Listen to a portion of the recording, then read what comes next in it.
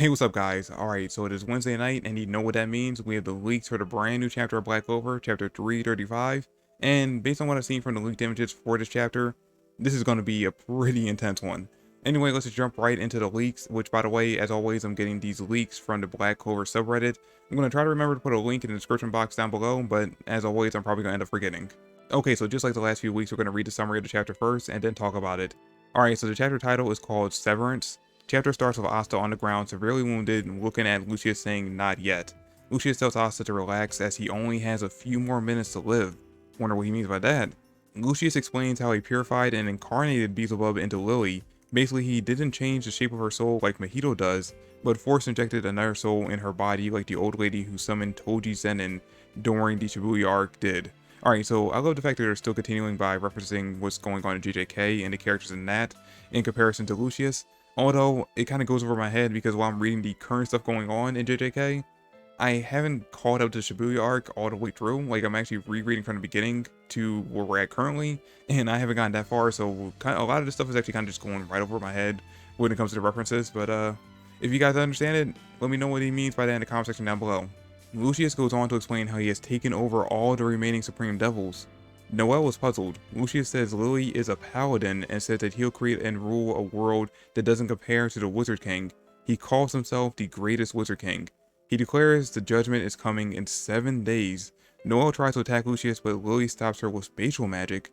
Lily goes towards Asta and says his death will bring the true happiness in this world. Asta says that he'll definitely save her. Sister Lily erases Asta out of existence or teleports him. Either way, what the fuck, I completely agree with what they're saying right here.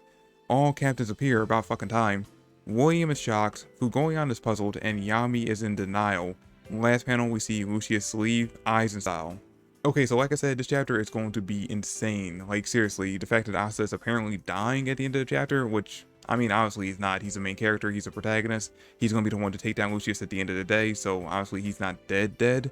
But we're going to get into where he actually might have gone later on in the video. For now, I want to talk about what he means by that he purified and incarnated Beelzebub into Lily's body. Because for the longest time now, the running theory was that Beelzebub was actually going to be a big factor in this final arc, which I guess he still technically is, but the way people were talking about it is that he actually drew his contract with Xenon in the last arc when he actually made a contract for his soul in order to give him a devil body. That he was going to basically be using that soul as a way to resurrect Xenon so that we can actually use his magic with Lucius' plan. But it looks like Beelzebub's just completely off the table now. I mean, we still have his soul, which is technically inside Lily's body, but I mean, it doesn't seem like she's a completely different person at this point. It just kind of seems like she's being mind controlled by Lucius. It's not like Beelzebub is talking through her body, so I'm guessing Beelzebub is actually dead, kind of like how Sephiroth is, and basically what he ended up doing was just implanting Beelzebub's magic or his soul into her body so that she can use his magic. And I mean, I guess that's how we're going to end up getting all the mini bosses for this arc. Lucius is going to basically be taking all the souls of the devils that he's purified, all the supreme devils that he apparently has taken over, as he says in this chapter, and he's going to be implanting them into other people's bodies just like he did with Sister Lily. Now it just comes to the question, what characters are we going to end up losing to the dark side? I mean, Sister Lily was the last character I expected to end up being chosen as the first one. So pretty much at this point, anyone's up for grabs. We could see Magna get grabbed, Zora, we could see Klaus. Any character at this point is up for grabs. Now, if you ask me, I'd actually like to see Nebra and Solid be chosen as the next 2 true humans that Lucius converts. If for no other reason, then it actually would give Nozel and Noelle basically personal targets to fight against in this arc. And especially since we haven't actually seen the conclusion to Noelle's like personal story of regaining the trust and the kind of like compassion from her family.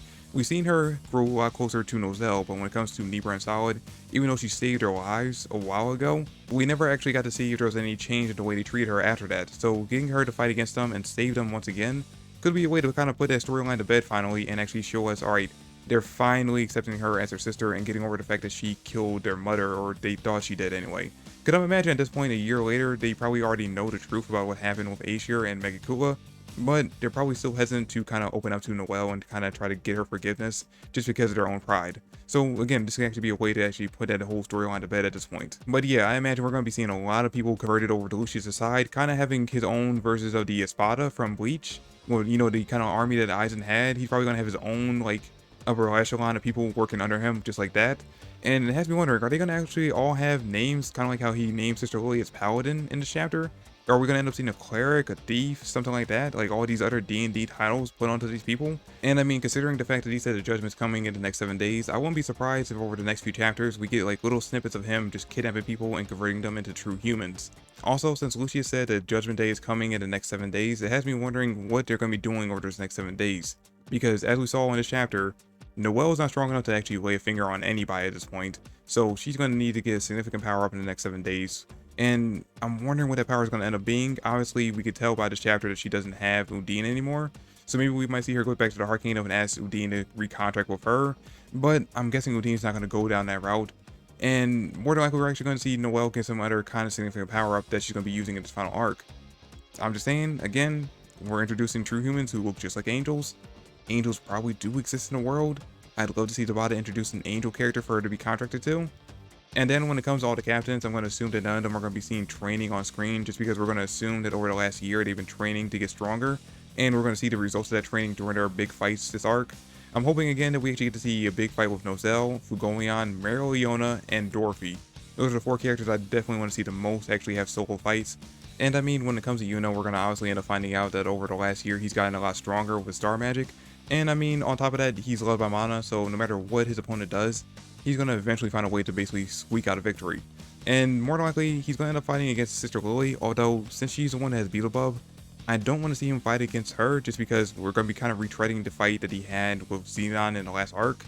I'd actually like to see him fight off against a different opponent, or maybe be the person to kind of warm up Lucius to Asta's big return.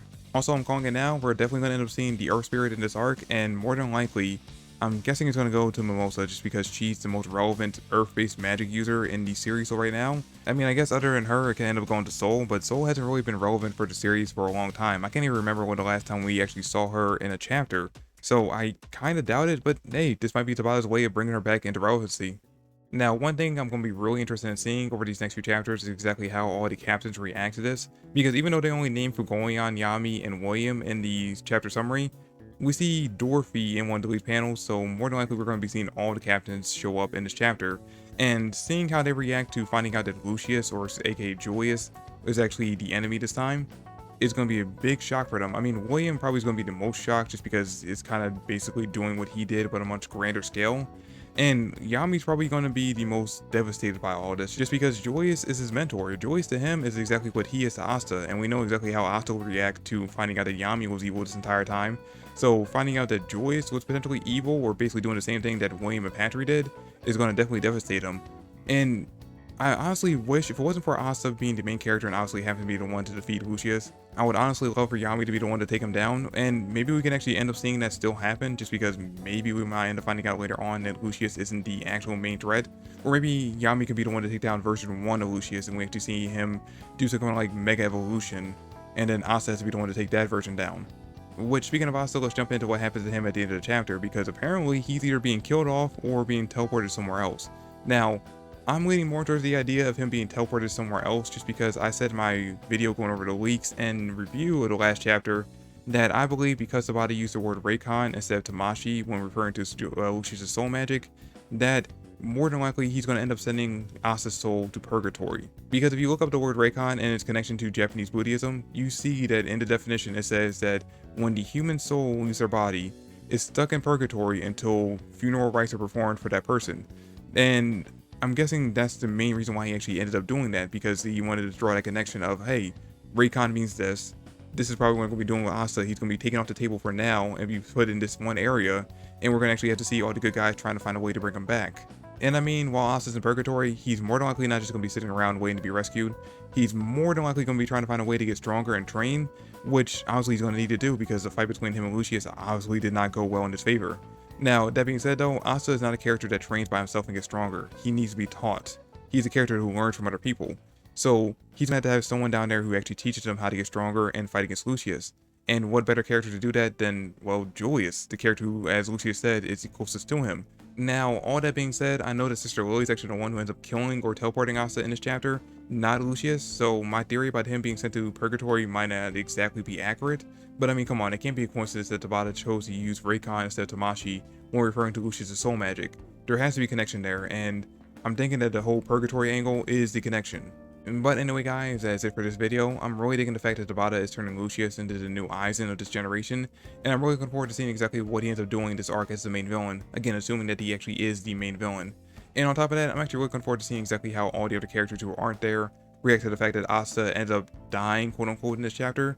But anyway guys, that's it for the video. Thanks for watching. I hope you all enjoyed it. If you did, please drop me a like and subscribe to the channel. I'm trying to reach my first major goal of hitting 1,000 subscribers, and I would really appreciate your help getting there. But that's it for the video. Thanks for watching again, and I'll catch you all in the next one. Peace.